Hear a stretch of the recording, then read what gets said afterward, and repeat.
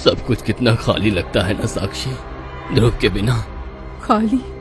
सब खत्म हो गया, सब कुछ।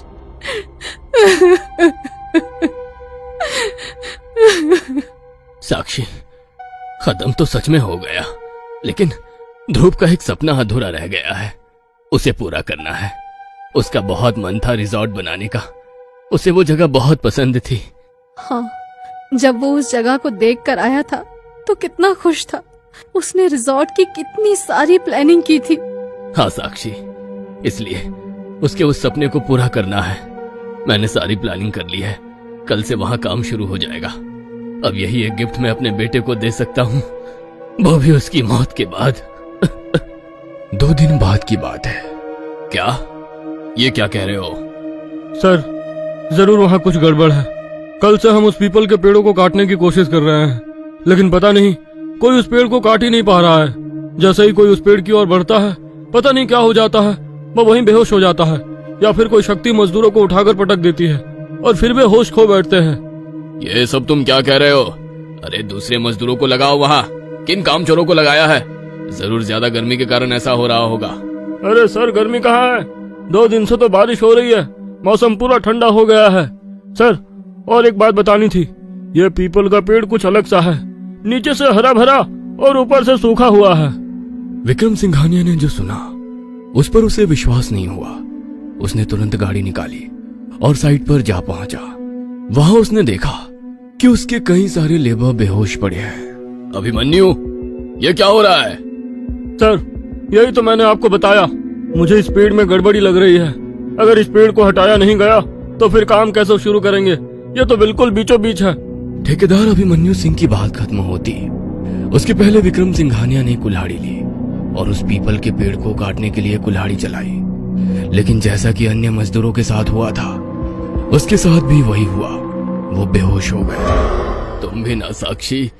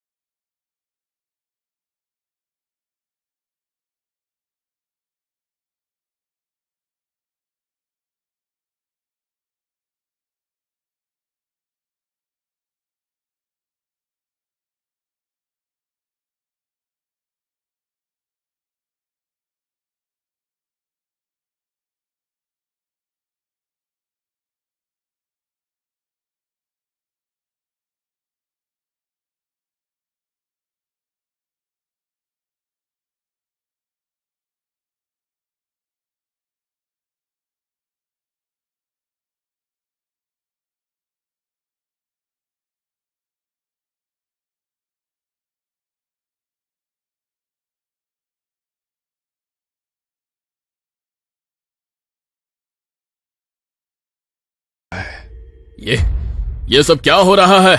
ऐसा तो मैंने कभी नहीं देखा। लेकिन दुनिया में कई ऐसी बातें हैं जो इंसानी बुद्धि के परे होती है। उन बातों को कोई बड़ा और सच्चा साधक ही समझ सकता है। वहां हो रही इन विचित्र बातों को देखकर गुरुजी को सारा माजरा समझ आ गया।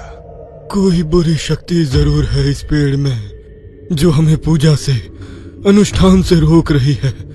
वो नहीं चाहती कि हम ये अनुष्ठान करें। हमें बिना दीपक के हनुमान चालीसा शुरू करनी होगी। गुरुजी के कहने पर सभी ने हनुमान चालीसा का पाठ करना शुरू कर दिया। सभी लोग आंखें मूंद कर हनुमान चालीसा का पाठ कर रहे थे। तभी गुरुजी को ऐसा लगा कि कोई उनके पीछे आकर बैठा है और वो भी हनुमान चालीसा का पाठ कर रहा है, वो भी एकदम मधुर स्वर और स्पष्ट उच्चारण के साथ। कौन है ये? कौन इस तरह हनुमान चालीसा पढ़ रहा है मेरे साथ? मुझसे भी स्पष्ट उच्चारण है इसका। काफी देर तक वो मधुर आवाज आती रही। गुरुजी ने पाठ जारी रखा और अचानक उनके दिमाग में एक बात कौंधी। कहीं इस पेड़ पर कोई ब्रह्म राक्षस तो नहीं रहता? क्योंकि ऐसा तो कोई ब्रह्म राक्षस ही कर सकता है। हे भगवान, अगर ऐसा है तो फिर तो इससे पार पाना असंभव है।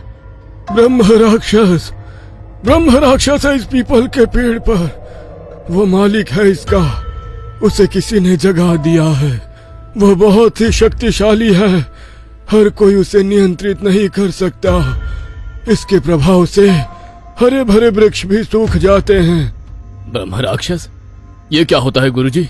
हिंदू धर्म में जो मृतक होते हैं उन्हें उनके कर्मों के अनुसार कई श्रेणियों में बांटा गया है, जिसमें है भूत, प्रेत, पिशाच, ब्रह्म राक्षस, बेताल और क्षेत्रपाल। गुरुजी, ब्रह्म राक्षस का ऐसा नाम क्यों? क्योंकि इस नाम में तो ब्रह्मा और राक्षस दोनों हैं। और क्या ये पीपल के पेड़ पर ही रहते हैं? ये पीपल के पेड़ पर ही निवास करते हैं, क्योंकि ये पेड़ इन्हें बहुत प्रिय होते हैं। ब्रह्म राक्षस वे होते हैं जो जन्म तो ब्राह्मण के कुल में लेते हैं, लेकिन वो बुरे कर्म करते हुए जीवन बिताते हैं। मृत्यु के बाद उनकी आत्माएं भटकती हैं और राक्षस योनि का हिस्सा बन जाती है। पुराणों के अनुसार ब्राह्मणों का जन्म इसलिए होता है कि वो अपने ज्ञान की रोशनी से समाज का उद्धार करें, लोगों को अच्छी सीख दे और समाज को अज्ञानता के चंगुल से बाहर निकाले। लेकिन अगर ब्राह्मण उस ज्ञान का उपयोग दूसरों को परेशान करने, ठगने, अपने इच्छाओं या कामनाओं की पूर्ति करने या धन इकट्ठा करने के लिए करते हैं, तो वो अपने मार्ग से भटक जाते हैं और मृत्यु के पश्चात ब्रह्म राक्षस बन जाते हैं। हालांकि ब्रह्म राक्षस बनने के बाद भी वे वेदों और पुराणों के प्रकांड पंडित होते हैं। मांसाहार से उन्हें चिढ़ होती है, क्योंकि वे होते तो ब्राह्मण ही है, वो भी बहुत ही उच्च कोटि और कुल के। कुल मिलाकर ब्रह्म राक्षस ब्राह्मण और राक्षस का मिश्रण होते हैं। मनुस्मृति के 12वें अध्याय के 60वें श्लोक में लिखा है, संयोगम पति तैर गत्वा परशुवेव च योषितम अपहत्व च विपर्सवम भवति ब्रह्म राक्षसः। अर्थात जो भी व्यक्ति किसी चरित्रहीन नारी के साथ संबंध बनाता है या दूसरे की स्त्री के साथ संबंध बनाता है या किसी ब्राह्मण का धन हरण करता है, तो वो ब्रह्म राक्षस होते हैं।